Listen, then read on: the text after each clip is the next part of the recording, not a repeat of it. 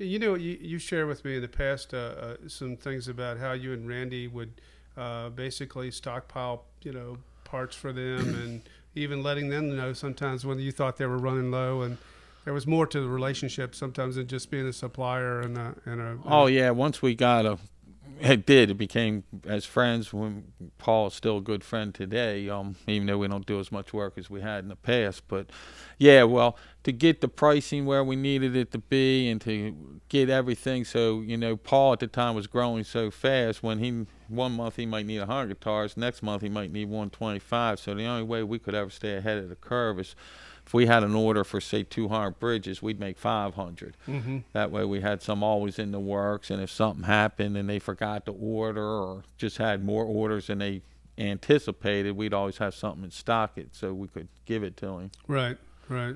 Yeah, I remember you told me one time that Randy called him up and said, "Hey, I think you guys are going to need some bridges or some neck plates or." Yeah, they were growing and moving. It might have even been when they were moving into their new building in Stevensville.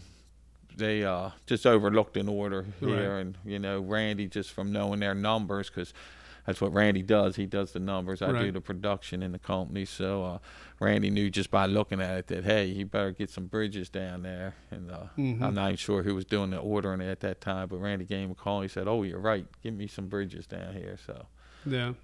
It's you know, of course you guys are mentioned in the PRS book by Dave Burlock, and it's pretty widely known that you guys were really instrumental not only in building products for them, making components for them, but also helping them develop processes and helping them actually prototype certain products like the EGs and. yeah, and once Paul got into the CNC machinery, we did most of his tooling, and with Eric Pritchard, who's a good friend of Paul's. Eric would more or less design it, and we would put it together for him. They'd put it on paper, and we'd put it on the machines. Right.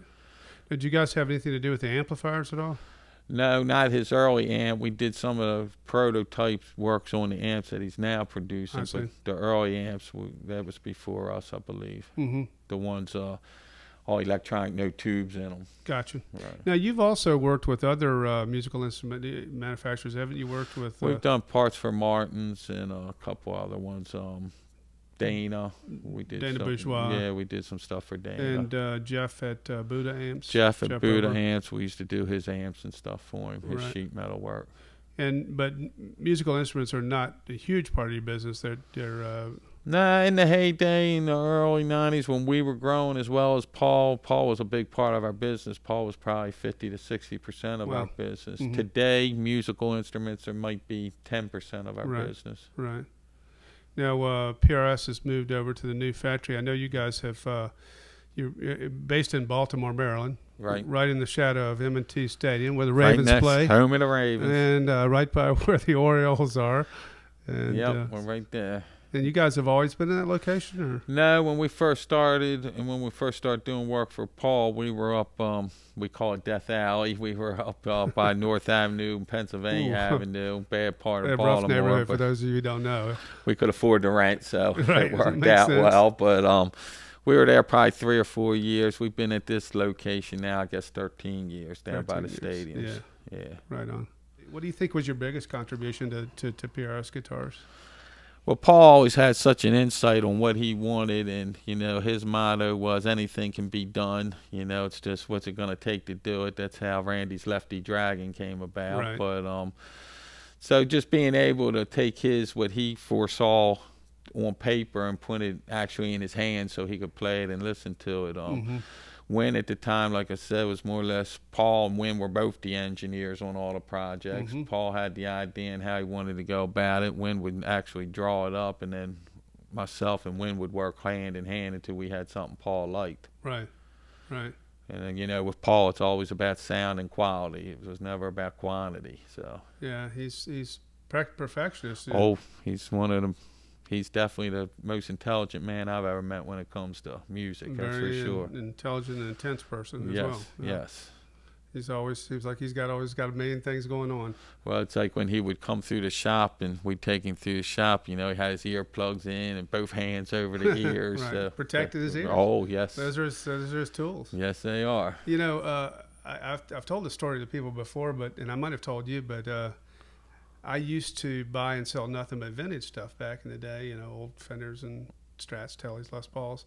And I had a day job where I sold medical equipment. And when I'd go through Annapolis, I'd walk by Paul's shop down there on West Street, at 33 West Street, where the Ram's Head is now. And one day, John Ingram, who I normally dealt with, was not there, and Paul was up in the corner building a guitar. And I said, "Hey, any vintage guitars floating around for sale?" And Paul walked out with one of his hand-built guitars, probably one that maybe was destined for Carlos Santana, and said, "No, but you should buy one of mine. These are going to be collector's items." And that was 82, somewhere along that line. And it's amazing. It's ever since I've thought about how Paul made that statement a reality. He really went after it and said, you know, I believe that I can make the next modern collectible guitar, and he did it, and it's been a huge success. He definitely did. Like I said, we weren't really, myself and Randy, we're machinists. We weren't really into music. All my friends play. Like I said, my neighbor plays. He's got one of Paul's very first guitars, and so it was always like art to us. When we looked down to what he was doing and the vision he had as far as the beauty of the guitar, they looked like art. Right. And that's how we got into collect them. In the early days, it helped Paul. We used to call it the barter system. And, you know, it was easy on his end and it was easy on us. So that's how we ended up with most of these guitars, is we would actually trade work for them. Ah. I would build his fixtures for his machine or whatever, and then he would build us a guitar, and we just kept a barter list going. Right. And I know that you had told me in the past that some of the guitars they did for you were, like, for example, you know, were always a little different than the production models to set them apart. Yeah, it's like the 12-string. I loved the Tiger Eye. It's right here behind you. Right, that right there. I loved the Tiger Eye, and at the time Joe Nags was doing all his custom work, so Joe would just sit down with us and take us out in the warehouse and pick the wood out for us and just change something, tweak it a little bit. That was actually before they were calling them private stocks. Right. And just make it a little different. Like that one, I knew nothing about, a solid rosewood neck, but Joe said if I was doing a 12-string, I'd put a solid rosewood neck on it. And I'm like, you're the man, put it on there. So. And that's a Brazilian rosewood neck. Yeah, that's Brazilian solid rosewood. The unique thing about this guitar is the three unique things. It's an Archtop artist, that they did not use Tiger Eye on this guitar to my knowledge, and it also has a 12-string, which they didn't do an Archtop artist, and it has a solid Brazilian rosewood neck. And as most people know, Brazilian rosewood is one of the most sought-after tone woods in the world. It was used by Gibson on their fingerboards back in the day, and well beyond that. And this guitar is something that obviously Joe wanted to make special for you. So that has a Brazilian rosewood neck and fingerboard. It's an Archtop in Tiger Eye, and it's a 12-string, so it's completely unique.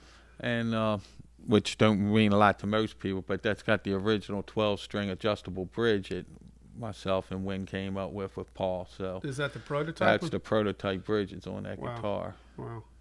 So that's really a part of their history. And sort of through the years, you and Randy obtained guitars that you know, were special to you all, that you know, that was like a little bonus barter arrangement, and that's right. That's something that was started pretty much from the first, didn't it? Yep. Paul, like the #1 Dragon, I've got myself and Paul were out to lunch, and he was down to about his last two, and he said, you know, you ought to get one of these guitars. I'm like, for that kind of money, I need a guitar like a hole in the head.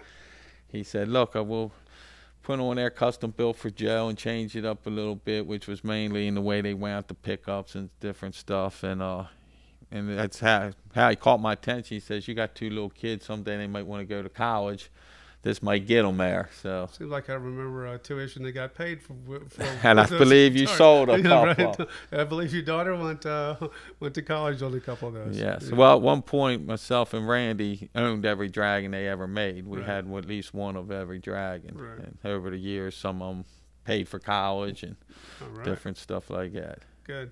Well, it's exciting to be able to offer these, and I personally want to thank you for giving us the opportunity here at Garrett Park to represent your stuff. It's really part of PRS's history, and really nice that we could work with you. I appreciate it. You've done a great job in the past. You moved our other stuff. Plus, you know the history of Paul as well as I do, so I figure it would be a win-win for both of us. Good. Thanks, Joe. Thank you, Rick. All right, good.